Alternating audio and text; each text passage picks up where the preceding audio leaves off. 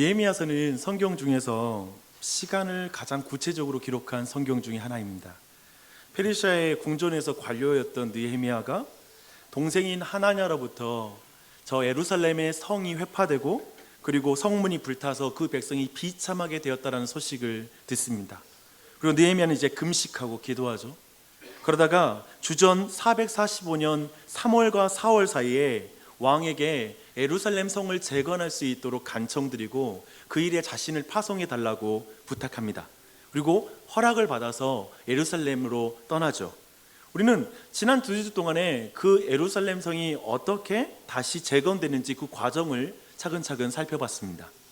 성벽을 건설한 내내 끊임없이 외부로부터 방해와 공격이 있었습니다. 그렇게 외부로부터 공격과 방해가 있자 내부적으로 문제와 분열들이 일어나기 시작했습니다. 결국 그때마다 기도와 그리고 그 기도에 합당한 삶을 통하여 느헤미야와 그 백성이 하나가 되어서 그 위기들을 극복해 가면서 하나님의 성이 세워지는 것을 우리가 볼 수 있었습니다. 그래서 아마도 지난 2번의 설교를 통해서 우리 각자가 느헤미야와 그 백성들과 조금은 동질감을 느낄 수 있고 조금 그들에게 공감할 마음이 우리 안에 있으리라 생각합니다. 그래서 6장 15절은 너무나 기쁘게 와닿아요. 보십시오. 성벽 역사가 52일 만인 엘룰월 25일에 끝남에 주전 445년 8월과 9월 사이에, 즉 그가 수산성을 떠날 때, 수산궁을 떠난 이후 6개월이 되지 않아서 이 모든 일이 완료가 됩니다. 우리는 여러 가지로 여기서 놀라게 되죠. 건축 기술과 장비가 정말 그때와는 비교할 수 없을 정도로 발전한 지금도 작은 빌딩 하나 짓는데 이렇게 짧게 걸리지는 않을 것 같습니다. 그래서 아는 우리는 예루살렘 성이라는 그 거대한 규모, 거기에다가 그 예루살렘 성은 회파되었어요. 무너진 지 오래되었기 때문에 그 공사를 다시 재건하는 것 자체가 난공사예요. 어려운 난이도를 가지고 있는 공사였습니다.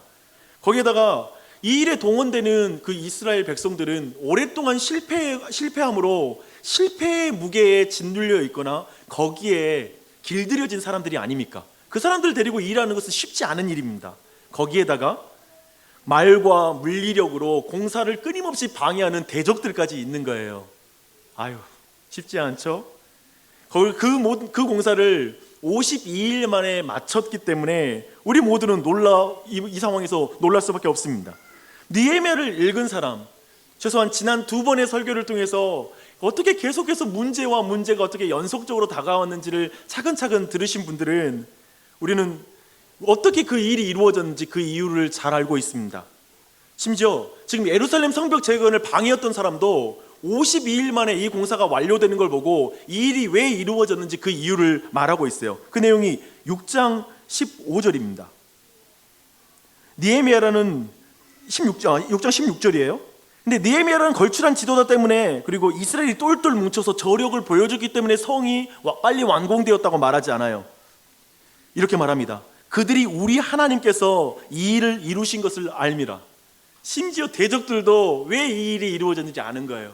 이게 하나님이 저들과 함께 했기 때문에 이루어졌다는 것을 아는 것입니다. 사실 우리는 그 대적들이 처음에 이스라엘을 업신여겼던 거 알잖아요. 그래서 여호가 너희들이 쌓은 그 성 위에 올라가면 무너질 걸 할 정도로 너희들이 하루 일도 마치지 못할 걸 이라고 이스라엘을 매우 업신여겼던 것을 알고 있습니다. 하지만 그 말씀을 우리가 풀어가면서 실제로 그들이 업신여긴 것은 여호와 하나님이 그 백성과 함께 했던 것을 없이 여겼다. 여호와 하나님이 함께 하신 것을 감안하지 않고 그저 이스라엘을 그 실력대로만 평가한 것, 그게 바로 여호와를 업신여긴 것이다 라는 걸 우리는 말씀을 통해서 확인했습니다. 근데 52일이 지나자, 그리고 이 성 재건이 완공되자 대적들도 아는 거예요. 저 일은 여호와가 이스라엘 백성과 함께 했기 때문에 가능한 일이야 라는 것을 대적들도, 믿음이 없는 자들도 알 수 있을 정도의 역사였다는 걸 우리는 보게 됩니다. 하물며 지금 성벽 재건을 했던 당사자인 느헤미야와 그리고 이스라엘 백성들은 어떻겠습니까? 52일 만에 성벽을 재건했을 때 그들의 마음이 어땠을까요? 한번 상상해봐요. 상상해보면 정말 기뻤을 거예요. 그리고 똘똘 뭉쳐서 하나가 됐잖아요. 그래서 아마도 공동체에 대한 자부심도 굉장히 강할 것 같아요. 교회에 대한 자부심, 그것도 굉장히 컸을 거예요. 아마도 우리는 어려운 책 한 권도 다 마치면 그걸 뗀 것을 기념해서 책거리를 하잖아요. 함께 힘겹게 읽으면서 그래도 그 사람들 덕분에 그 책을 뗐으니까 같이 그 마음에 있어요. 함께 읽은 사람들이 마음에 있는 거예요. 그리고 작은 빌딩을 하나 만들고 나서도 끝나고 나면 그 일에 수고한 사람들끼리 모여서 회식을 해요. 왜냐면 마음에 이 공사 나와 함께 했던 사람들이 있어서 이 정도 이뤘지 라고 생각하고 그렇게 할 것입니다. 그렇다면 오늘 말씀을 보니까요, 느헤미야와 이스라엘 백성 마음에 뭐가 있었는지, 공사 기간 내내 끝나고 났을 때 첫 번째 한 행동이 뭔지를 통해서 우리는 느헤미야와 백성들의 마음에 있던 것이 무엇인지를 확인할 수 있어요. 유대력 6월 25일에 공사를 마친 이들이 유대력 7월 1일에 다시 수문 앞 광장에 모였습니다. 생각해 보십시오. 52일 동안 가족을 떠난 할아버지, 아버지, 형들이 집에 돌아오자마자 다시 예루살렘으로 돌아가야 되겠다 라고 말하는 거예요. 좀 쉴 줄 알았는데 가족들하고 오랜만에 마음을 풀면서 충분히 육체적인 정서적인 것을 다 풀 줄 알았는데 바로 예루살렘으로 올라가자고 하는 거예요. 아마도 멀리 살고 있었던 사람들은 충분한 휴식을 전혀 취하지 못하고 하루도 못 쉬고 다시 가족들을 데리고 올라왔을 것입니다. 그리고 이 모임을 자세히 보니까요, 그냥 누가 명령해서 모이는 모임이 아니에요. 자발적으로 모이는 거예요. 모이지 못할 이유가 너무 많기 때문에, 그렇잖아요? 모이지 못할 이유가 너무 많기 때문에 왜 모였는지가 궁금해요. 왜 모였을까요? 8장 1절을 함께 읽겠습니다. 시작. 이스라엘 자손이 자기들의 성읍에 거주하였더니 일곱째 달에 이르러 모든 백성이 일제히 수문 앞 광장에 모여 학사 에스라에게 여호와께서 이스라엘에게 명령하신 모세의 율법책을 가져오기를 청하며. 보십시오. 지금 백성의 마음에 있는 것은 함께 고생한 사람이 아니에요. 함께 고생한 사람을 무시한다는 말은 아닙니다. 근데 우선적으로 그 마음이 아니에요. 또 박수 쳐주고 싶은 느헤미야가 그들의 마음에 있는 게 아니에요. 모든 백성의 마음에 누가 있어요? 하나님이 있어요. 성벽 재건에 참여했던 사람들은 성벽 재건을 마치면 가장 먼저 하고 싶었던 일이 있었어요. 그게 뭐냐면 하나님의 말씀을 듣고 싶었어요. 이것을 다른 말로 표현할 수 있을 것 같습니다. 그들은 예루살렘 성벽을 완공하고 나서 만족할 수가 없어요. 분명히 그들이 뭔가 일을 추진해서 성취했거든요. 그 성취한 일로 만족이 안 돼요. 분명히 그들은 성벽을 지으면서 자신의 무너진 마음을 봤을 거예요. 성벽이 허물어져 있는 성벽을 볼 때 자신의 무너진 신앙을 봤을 거예요. 무너진 하나님과의 관계, 불타버린 것 같은 신앙을 봤을 것입니다. 그래서 그들은 성을 완공하는 시점에서 그 백성들 모두가 공감대를 가지고 있어요. 어떤 공감대냐면, 그럴 때 그 공감대 때문에 아마도 그들은 서로 이렇게 약속했을 것입니다. 여보게, 우리 성벽이 완공되고 나면 모두 집에 가서 가족들 데리고 수문 광장 앞으로 모였으면 좋겠네. 그러자 그 옆에서 다른 사람이 말했을 거예요. 맞아. 우리 신앙이 무너졌는데 성을 다 쌓는다고 그게 무슨 의미가 있겠나? 그러세, 가족들까지 데리고 와서 우리 마음의 성전을 다시 세워야 되네 라고 말했을 것입니다. 이런 대화 속에 분명한 결론이 있었을 거예요. 그리고 헤어질 때 그들 모두가 이 이야기를 하고 헤어졌을 거예요. 우리 하나님의 말씀으로 돌아갑시다. 우리 하나님의 말씀으로 돌아가야 다시 우리의 영적인 이 무너진 것들이 회복될 수 있어 라고 말했을 것입니다. 데이비드 웰즈라는 아주 유명한 신학자가 이 말씀을 이렇게 요약하고 있습니다. 하나님의 말씀을 듣기 위해 백성이 함께 모였습니다. 여기서 놓치지 말아야 할 사실은 하나님의 말씀이 들려지기를 요청한 이가 바로 백성이었다는 것입니다. 그들은 영적으로 굶주렸고 그러한 굶주림은 오직 성경을 통해서만 충족될 수 있음을 알았습니다. 성벽을 재건하면서 유대 백성들은 자신들의 부족함과 약함을 적나라하게 봤어요. 그렇지 않았겠어요? 자신들이 얼마나 가난하고 굶주린 존재인지를 여실하게 봤을 거예요. 자신들에게 필요했던 건 지금 대적들이 일어날 때에도 자신들에게 부족한 것은 무기가 아니라 하나님에 대한 믿음이 없다는 걸 철저하게 깨닫게 됐을 거예요. 중요한 것은 그 굶주림이 오직 성경을 통해서만 충족될 수 있다는 결론에 도달했다는 거예요. 왜 이게 중요하냐면 오늘날에도 많은 사람의 삶에 성벽이 무너지고 많은 사람의 인생 가운데 불탄 성문을 가지고 있는 인생들도 있어요. 그리고 그런 어려움을 당하는 교회들 또한 굉장히 많아요. 근데 결론적으로 하나님의 말씀만이 이 모든 걸 세우고 온전케 한다라는 믿음으로 도달하는 것은 은혜예요. 믿으십니까? 이게 은혜예요. 여러분이 그런 결론에 도달했는지를 한번 돌아보십시오. 사실 현대인들은 설명할 수 없는 공허함에 시달립니다. 제가 자주 인용하는 말인데요, 2013년도에 레비 제카리아스라는 지금 우리가 사는 시대에 가장 활동적인 그런 변증가가 한 말이 있어요. 대학생들에게 이런 말을 했어요. 저 설교 노트에 있으니까 한번 눈으로 보십시오. 우리 시대의 암덩어리 하나를 꼽자면 바로 의미 없음입니다. 얼마나 많은 성관계를 가지면 만족하시겠습니까? 통장에 얼마나 많은 돈이 있어야 만족하시겠습니까? 제가 경험한 바로 세상에서 가장 외롭고 공허한 사람은 자기가 하고 싶은 대로 다 하는 사람이었습니다. 의미 없음은 고통에 지쳐서 생겨나는 것이 아닙니다. 의미 없음은 오히려 즐거움에 지쳐서 생기는 것입니다. 의미 없음은 고통 때문에 생기는 게 아니라 즐거움 때문에 생기는 것입니다. 회의론자들은 저에게 고통의 문제가 하나님을 믿지 못하게 만든다고 자주 말하곤 합니다. 제가 한마디만 하자면요, 저에게는 오히려 즐거움의 문제가 세속주의를 더 믿지 못하게 만듭니다. 이렇게 했고 저렇게 했고 시도도 다 해봤는데 그런데 만족이 되지 않습니다. 이해되세요? 그쵸? 해볼 걸 다 해봤어. 내가 너무나 그 일을 이루기 위해서 끝까지 달려봤어. 제가 한 영화 이야기를 하는데 한 수학자가 너무 풀고 싶었던 미제의 문제를 푼 거예요. 그리고 자살했어요. 왜냐하면 더 풀 것이 없다. 그 안에서의 공허함을 견디지 못하고 자살하는 그런 영화를 본 적이 있습니다. 그 굶주림을 누가 채울 수 있을까요? 우리에게는 굶주림 말입니다. 도대체 불타는 태양이라는 클럽에 가서 밤을 새워 온갖 쾌락을 추구하는 이의 그 굶주림을 누가 채울 수 있을까요? 누가 채울 수 있을까요? 여러분 각자의 굶주림을 누가 채울 수 있을까요? 어렸을 때의 그 꿈을 내가 가지고 있잖아요. 좋은 자동차 가졌으면 좋겠는데 그런 자동차 정도는 지금 가지고 있잖아요. 아파트 한 채 있으면 좋겠는데 그 정도는 어쩌면 이 자리에 대부분이 아파트 한 채 정도는 가지고 있을 수 있어요. 또 뭘 더 꿈꿔야, 그리고 얼마나 그 꿈을 달성해야 난 만족할 수 있을까요? 오늘 말씀을 의지해 깊은 공허함 속에 불안함을 느끼며 중독적으로 뭔가를 찾고 있는 분들이 하나님의 말씀만이 인간을 채운다라는 이 말씀을 심각하게 받아들였으면 좋겠습니다. 지금 그 백성은 하나님의 말씀만이 만족이 된다는 걸 말하고 있는 것입니다.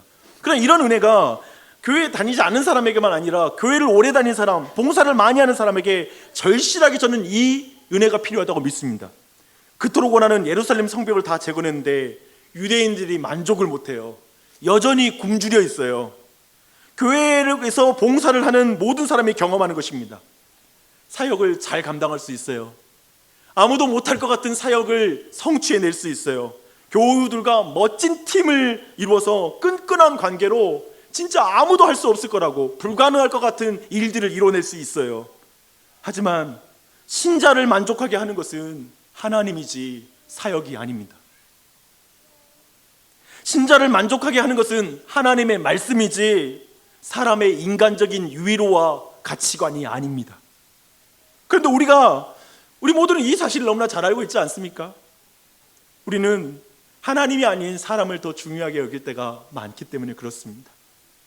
우리는 어쩌면 하나님의 말씀보다 사람들의 칭찬과 평판이 나를 더 행복하게 해줄 수 있다고 생각하고 있는지 모릅니다.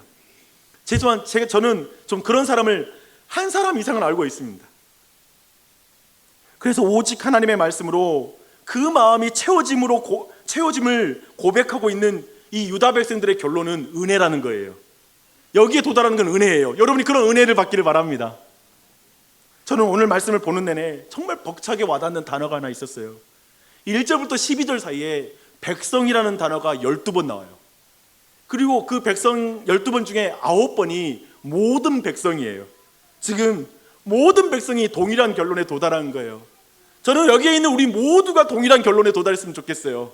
하나님의 말씀으로 돌아가자. 그 말씀이 내 공허한 마음을 채워준다. 내게 유일한 만족이 될 거라는 결론 말입니다. 그래서 우리 모두 이러한 결론이죠. 우리는 성벽을 재건하는 동안 알게 되었습니다. 우리에게는 성벽 재건만이 아니라 영적 재건이 필요하다는 사실입니다. 우리 가정을 세우는 것은 좋은 집과 운송수단, 은과 금이 아니라 하나님의 말씀인 것을 믿습니다. 주의 종 예수라를 통해서 말씀하옵소서. 이런 고백을 우리가 드리는 것이죠. 저는 이 은혜로운 고백이 여러분의 개개인의 삶에 있었으면 좋겠어요. 그리고 여러분의 가정 안에 이런 고백을 다시 발견했으면 좋겠어요. 그리고 우리 교회가 이 고백을 살아냈으면 좋겠고, 그런 은혜가 우리 모두에게 있기를 소원합니다. 이제 제사장 에스라를 통해서 말씀이 선포됩니다. 제가 이렇게 별명을 붙여봤어요. 역사상 최고의 사경회예요. 인류 역사상 최고의 말씀 사경회. 그 분위기를 성경이 자세하게 기록하고 있습니다. 아마도 이 내용이 계속해서 역사 가운데 반복되기를 원하는 하나님의 마음인 것 같아요. 먼저 4절을 보니까요, 에스라는 특별히 지은 나무 강단에 올라섭니다. 나무 강단은 사실 수많은 사람들이 성경 말씀을 전하는 에스라를 볼 수 있도록 특별하게 제작됐고요, 그리고 에스라의 얼굴 표정, 그리고 그가 전하는 목소리를 잘 들을 수 있게 그런 높이를 가진 나무 강단을 제작했습니다. 드디어 에스라가 이제 율법책을 들고 숨은 광장에 들어서고 있어요. 상상해 보세요.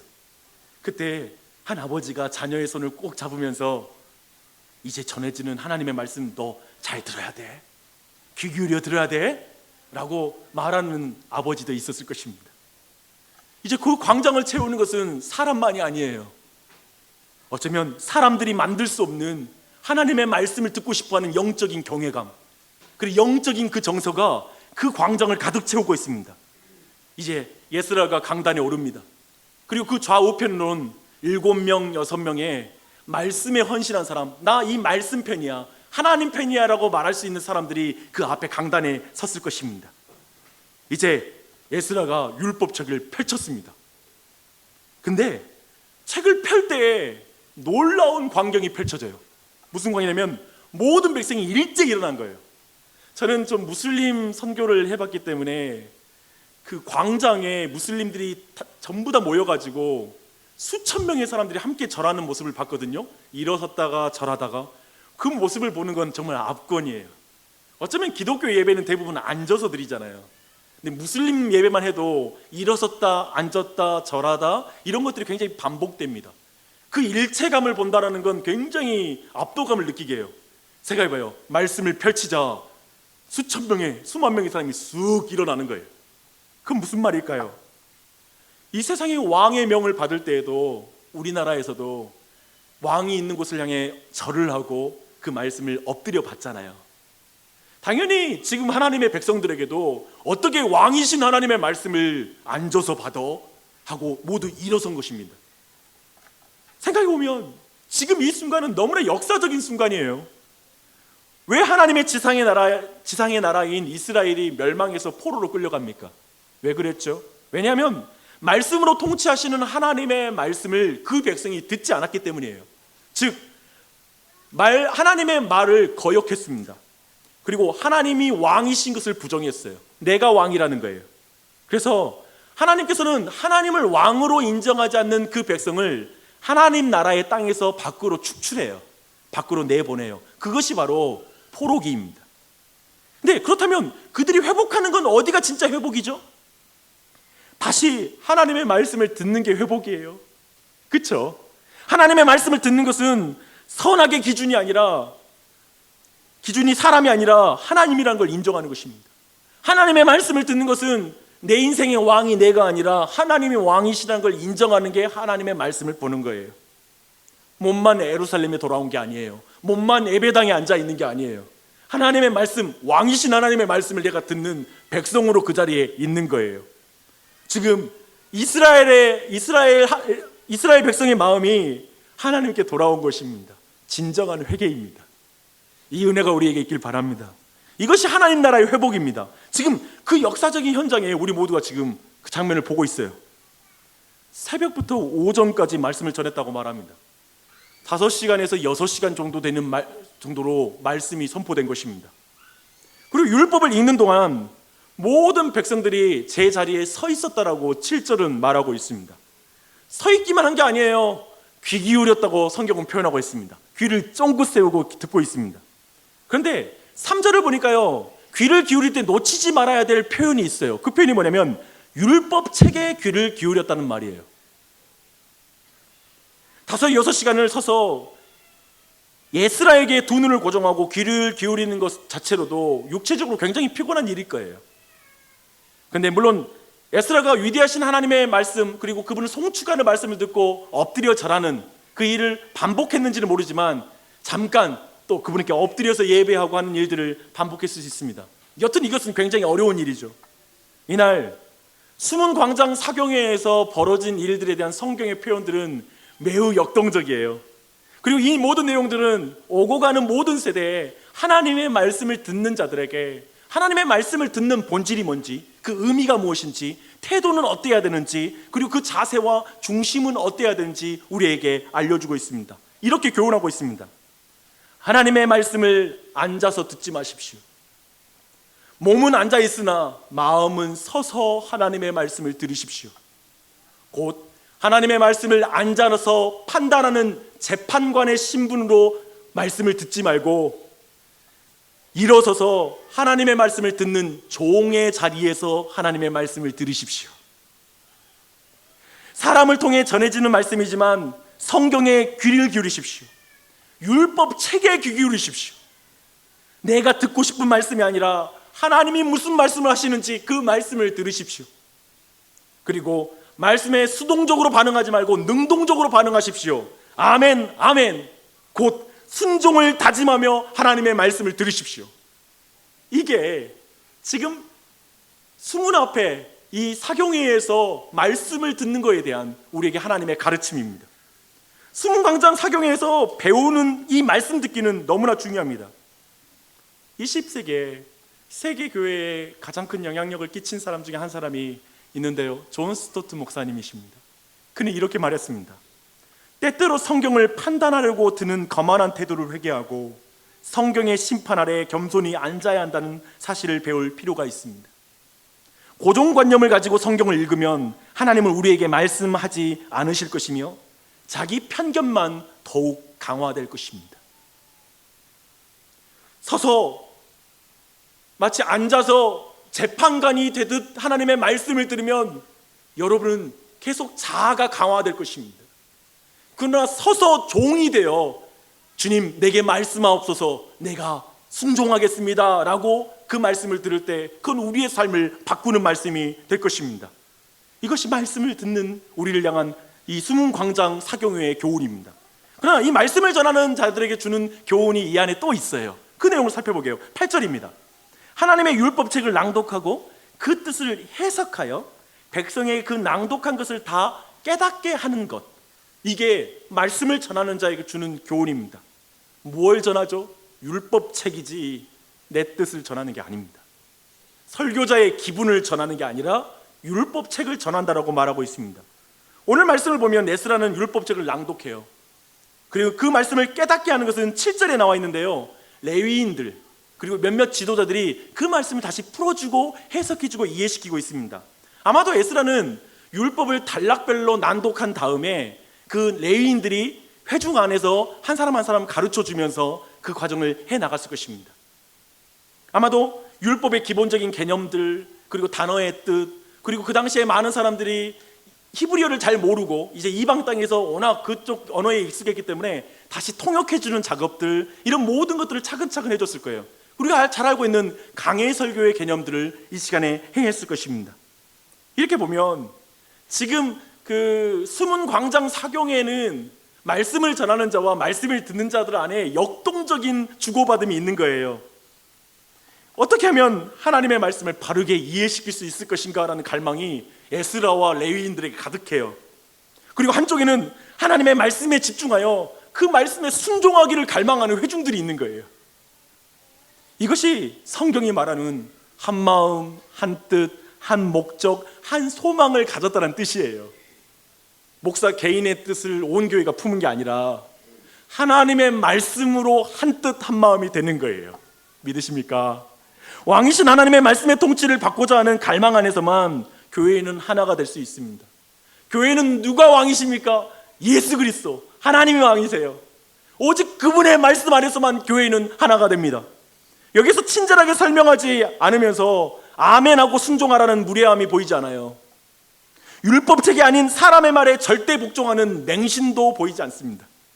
오직 말씀하시는 하나님과 말씀을 듣는 그 백성들이 여기에서 부각될 뿐이에요. 아름답죠? 그런 교회가 되면 얼마나 좋을까요? 그걸 갈망합니다. 이런 사경에 한번 가보고 싶지 않으세요? 어떠십니까? 성경을 바르게 해석하고 성경이 말하고자 하는 것을 정말 전하려고 몸부림치는 에스라 목사님이 설교하는 교회 가보고 싶죠? 또 하나, 설교자가 아니라 그 말씀을 통해 선포되는, 설교자를 통해 선포되는 말씀에 집중하는 회중이 있는 교회. 설교자를 보는 게 아니라 그를 통해 선포되는 말씀이 하나님의 말씀인 것을 주목하며 거기서 하나님의 음성으로 들으려고 하는 회중이 있는 교회 가보고 싶지 않으세요? 제가 여러분 그곳에 제가 그거 소개해 드릴게요. 제가 발견한 그곳은 어디냐면 지금 여기입니다. 잘 들어보십시오. 지금 이곳에 여러분 앞에 서 있는 박용주 목사가 그렇게 에스라처럼 서도록 기도하는 게 여러분의 기도가 돼야 될 거예요. 그리고 나도 무슨 믿음이 있어야 되냐면 설교를 듣는 우리 회중이 그렇게 저 수문 광장의 회중처럼 하나님의 말씀을 듣게 해주세요. 나는 그렇게 믿고 나아가는 게 제가 기도해야 될 본분이라 믿습니다. 자꾸 또 다른 곳을 찾아가는 게 아니라 그저 이 모든 나를 여기로 인도하신 하나님을 믿고 그 모든 섭리를 믿고 나아가는 게 신자로서 바른 태도입니다. 항상 잊지 마십시오. 저는 설교자로서 많이 부족함을 말씀드리고 싶습니다. 이 불완전한 존재가 하나님의 말씀을 전달하는 건 불가능하다는 것을 제가 고백하고 싶어요. 죄송하지만 그렇게 실력 있는 사람 못 됩니다. 여러분 모두를 만족시킬 수 없을 것 같습니다. 저로서는 늘 부족함을 느끼면서 말씀을 전해야 되는 그 갈등이 내 안에 있어요. 아유, 이 모습으로 또 말씀 전해야 되나? 그런 마음이 있습니다. 그래서 목회자로서 부족함을 핑계하기보다 겸손히 회중의 기도를 요청하는 것이 제일 좋겠다 싶더라고요. 그렇잖아요. 기도해 주십시오.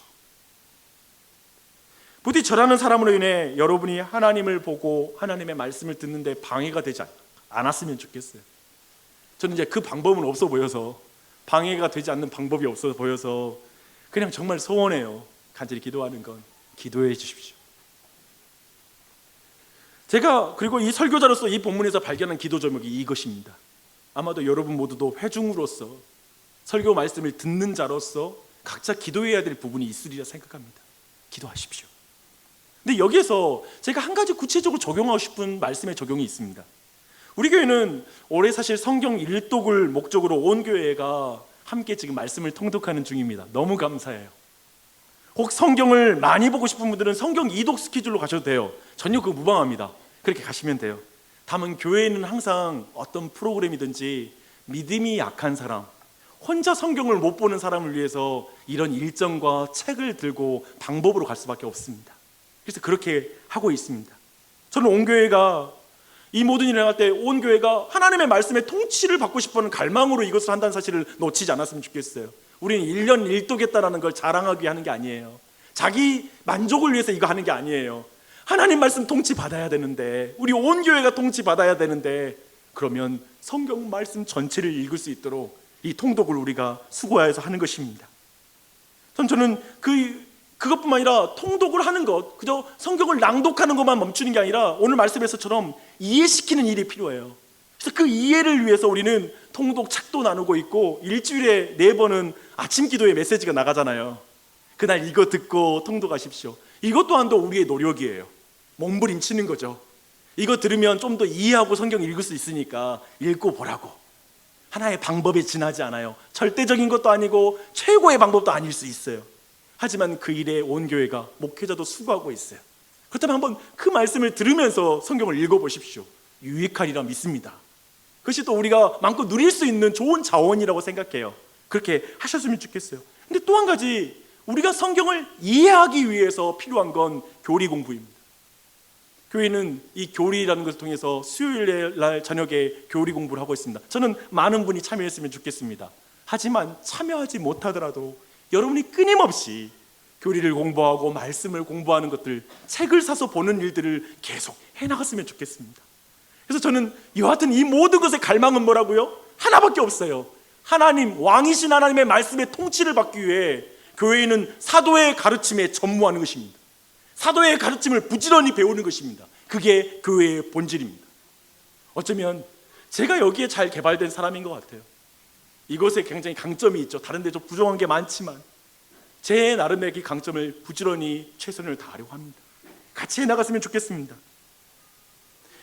왜 우리는 듣는 것만 멈추지 않고 이해해야 될까요? 듣고 이해할 때 놀라운 부흥이 뒤따르기 때문에 그렇습니다. 8절 9절이에요. 하나님의 율법책을 낭독하고 그 뜻을 해석하여 백성에게 그 낭독한 것을 다 깨닫게 하니 백성이 율법의 말씀을 듣고 다 우는지라.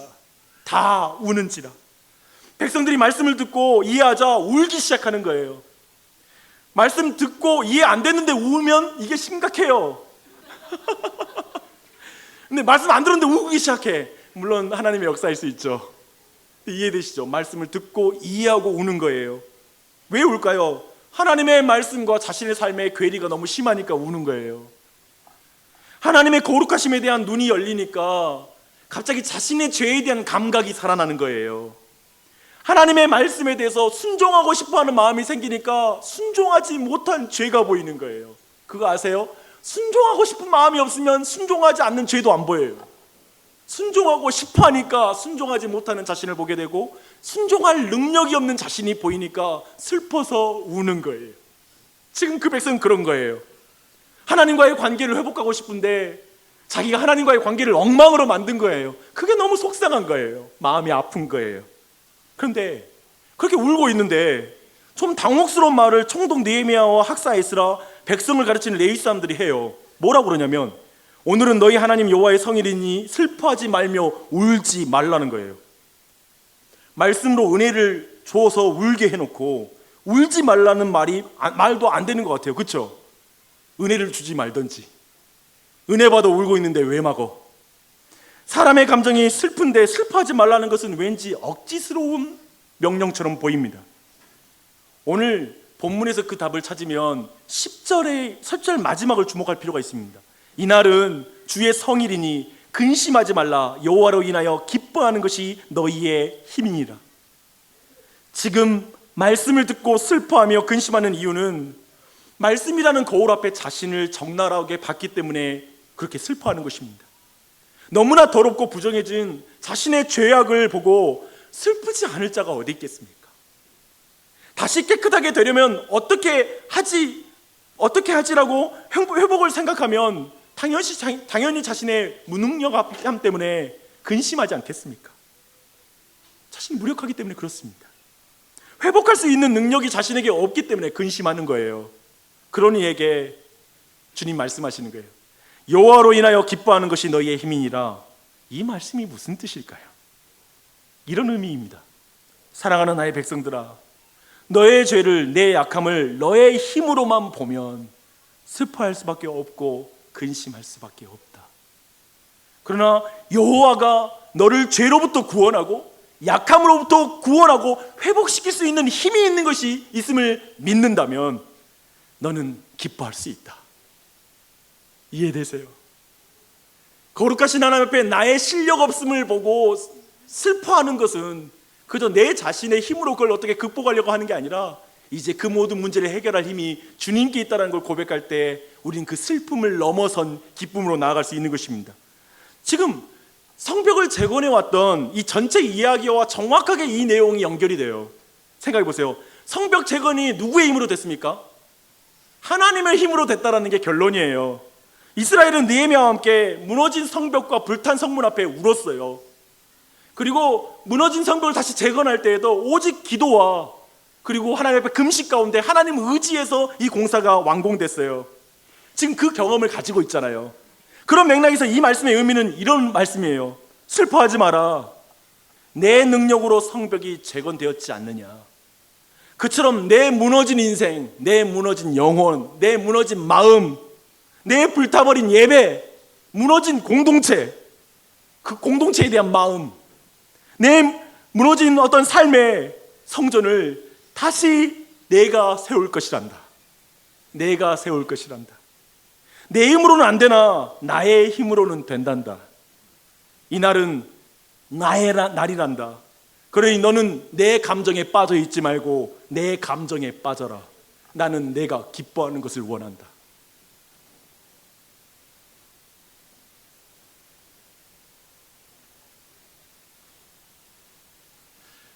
주일이지만 나는 이 자리에 여러분이 자신의 감정에 빠져 있는 걸 잘 알고 있습니다. 저도 그렇습니다. 제대로 살고 왔어야죠. 부족한 나를 보는 게 얼마나 침체되고 속상한 마음, 죄책감 가지고 이 자리에 있습니까? 우리 모두 내 감정에 빠져 있죠. 주님, 우리 아버지의 마음이 그러지 않은 거예요. 그런 거 아세요? 내 자식들이 어느 정도 자기 잘못해서 후회하는 거 보는 거 괜찮아요. 근데 그 애가 너무 지나치게 슬퍼하면 부모 마음이 찢어져요. 됐다고, 기뻐해, 나를 믿어, 그 마음이 드는 거예요. 오늘 여러분의 감정이, 오늘은 주의 날이잖아요. 주일이에요. 그리고 말씀하시는 거예요. 네 감정에 빠져 있지 말고 내 감정에 빠져 있어라. 난 내가 기뻐하기를 원한다. 내가 이룬 일들로 기뻐하기를 원한다 라고 말하는 것입니다. 제가 주일이면 조금은 감정적으로 당혹스러울 때가 있습니다. 특별히 말씀을 통해서 죄를 깊이 드러낼 때 우리 교회 전반적인 분위기는 지금 분위기인 것 같아요. 좀 축 처져 있습니다. 항상은 아니나 분명히 말씀을 통해 자신의 모습을 보기 때문에 좀 생각하느라고 여러분의 얼굴도 조금은 고민하고 좀 더 그렇게 생각하는 것 같습니다. 하지만 예배를 마치면 다시 환하게 웃으면서 분위기를 전환할 때 제 자신을 표현해서 많은 사람들이 감정의 전환이 되는 게 쉽지 않은 것 같습니다. 방금 전에 울다가 웃기는 참 어렵습니다. 근데 교회 보면 그런 사람이 참 많아요. 그래서 교회 막 온 사람들은 좀 당혹스러워요. 방금 전에 울다가 웃으니까 이상하다, 왜 저러나 싶어요. 어쩌면 많은 사람들은 생각해보면 좀 더 기도하며 자신의 모습을 말씀에 비추며 기도가 필요한 사람이 있을 거예요. 그래서 어쩌면 바로 서로 웃으면서 이야기하라는 것이 어려울 수 있습니다. 저는 어떤 면에 있어서는 이 시대에 말씀 앞에 슬픔이 사라진 시대가 문제인 것 같아요. 슬퍼할 새도 없이, 말씀 앞에 자신을 보는 것도 없이 그냥 기뻐하라는 말만 하는 거예요. 기뻐하십시오, 주일은 축제예요. 그래서 예배 가운데 회개가 없는 거예요. 자기의 죄에 아파하는 것이 아예 없어. 그게 어쩌면 이 시대의 문제일 수 있죠. 그런데 좀 더 크게 생각하면, 사실 생각해 보십시오. 하나님의 말씀을 바르게 읽고 이해하면 슬픔이 찾아온다는 게 문제예요. 그렇지 않아요? 근데 어떻게 그리스도인들은 기뻐할 수 있을까요? 교회 생각하면 벌써 그거거든요. 하나님의 말씀 앞에 서면 내가 슬플 거야. 그래서 교회 가서 기뻐하는 게 쉽지 않아요. 솔직히 오늘날의 많은 경우 자신의 죄를 슬퍼하지 않고 너무 쉽게 기쁨으로 달려간다는 게 문제라는 걸 말씀드렸습니다. 근데 저는 오늘 말씀 안에서 그 답을 얻습니다. 저의 고민이었고 여러분의 고민이었다고 생각해요. 이거예요. 이런 고백이에요. 주님, 오직 여호와만이 나의 힘이십니다.